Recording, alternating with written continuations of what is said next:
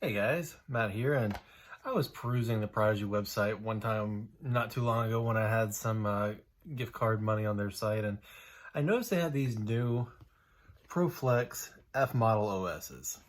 And the ProFlex plastic, if you haven't seen it, feels really good. It's like a gummy 400 type plastic, not as like flexy as like a G-Star or Elasto type deal, but pretty nicely flexy. It's a beautiful like transparency, and the plastic is like grippy while not being floppy or not too easy to break in. And the F Model OS got me interested because the numbers on it are 10, 5, positive 2, 4, which would lead one to believe this is like, wow, very overstable fairway control driver territory, like your FAF, Firebird, Flare type speed.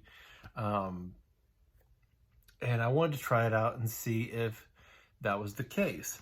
And I also happened to run across another Prodigy disc that is very much in the same ilk, and that is the H1. Happened to get this one for a really good price and thought it'd be fun to compare the two.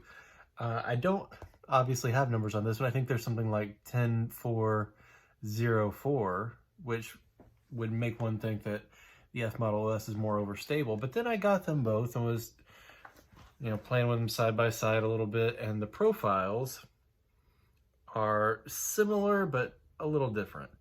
If you look at the F Model OS, it's a tiny bit blunter, the parting line's a little bit lower, and it's a less angular wing, more rounded to the top, and it's got a little bit of dome, not much but a little bit, whereas the H1, once it gets to the shoulder, it's almost puddle topped. So judging by feel, I would say that the H1, which kind of reminds me of like a Gateway Diamond, not Diamond, Spirit, might be the more overstable of the two.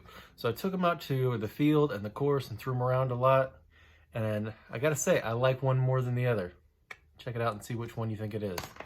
Starting off here in the field with like a stock flat forehand throw, the F Model S rides the whole way to the ground, no real fade there. The H1 rides a very similar angle, but then bucks out late and right on target.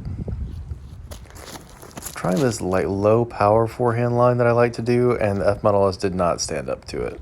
It didn't have a bad result really, but not what I wanted. And the H1, however, held that line perfectly, went past the tree at about 375 feet and plopped down right where I wanted it. Trying on a backhand line here, the F Model S actually did really well. It penetrates a long way forward and then nice, pretty soft fade actually. The H1 was trying to hyzer. As soon as I let it go, it barely went 250. Trying like a power forehand line here. I knew it was going to roll, but I just went ahead and gave it all the power anyway in the F Model S. It went about 350 on the roll. H1 actually holds the anhyzer almost all the way to the ground, but still goes almost 400 feet.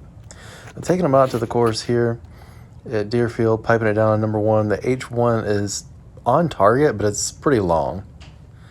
And then the F Model OS goes through the gap at about the same angle, but it doesn't fight back and whacks that tree. So on 3, I'm trying to go hard backhand through that wide gap.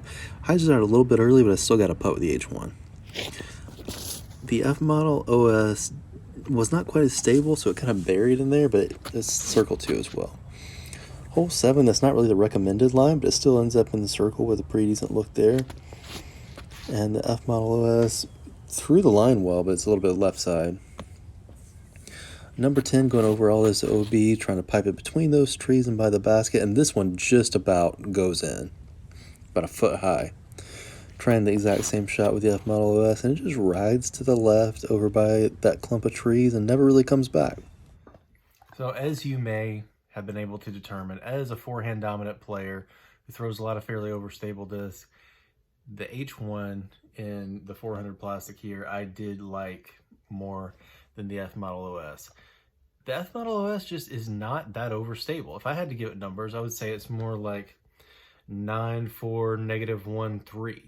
Like this is more like a FX2 than a H1. It's stable. If you pump it hard on a backhand line, it's not going to turn much and has a sharp fade. On a forehand, if I threw it more than 70%, even on a little bit of hyzer, it was going to flip up, and it may not roll over, but it's not coming back out of that. So I do think that for a lot of people, this is a great disc. The numbers are probably scaring intermediate players off from what could be a really good forehand or wind fighter disc for them. But if you really want something that's beefy, overstable, and can hold up to whatever power, anhyzer, whatever you want to do to it, that's your guy right there. So thank you guys for watching.